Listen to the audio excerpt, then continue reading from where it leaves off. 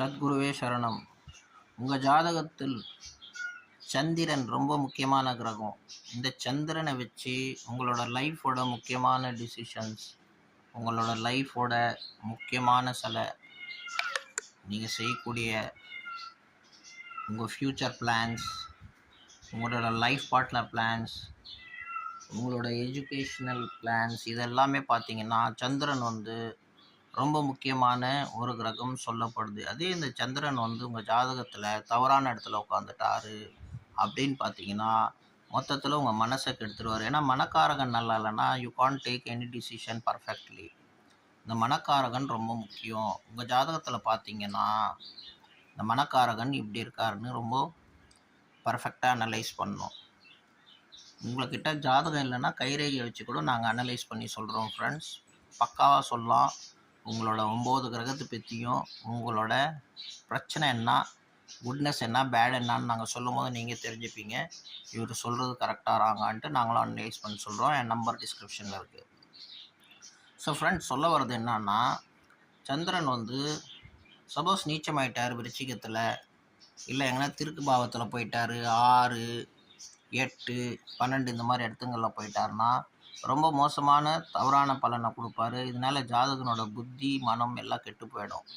ஏன்னா சந்திரனுக்கு புத்தின்னு கூட ஒரு பேர் இருக்குது. புத்தின்னா மதின்னு ஒரு பேர் இருக்கு அவருக்கு. ஸோ இந்த மதி கூடிய கிரகம் கெட்டுடுச்சுன்னா ஆளோட டிசிஷன் எல்லாமே ராங் ஆகிடும்.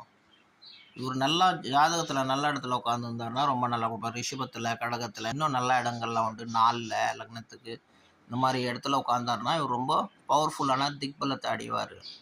பட் ஒரு சில ராங்கான இடத்துல உட்காந்துட்டார், இல்லை ராங்கான கிரகங்கள்லாம் இருக்குது. இவரோட அசுர பிரகிருதி உள்ள கிரகங்கள், அசுர சம்மந்தப்பட்ட கிரகங்கள் கூட இவர் நல்லா பலன் கொடுக்க மாட்டார்.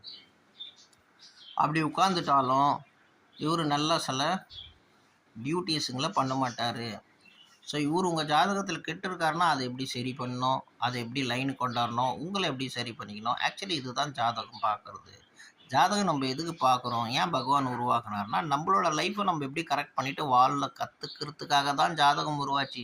டைம் பாஸ் பொருள் கிடையாது இது.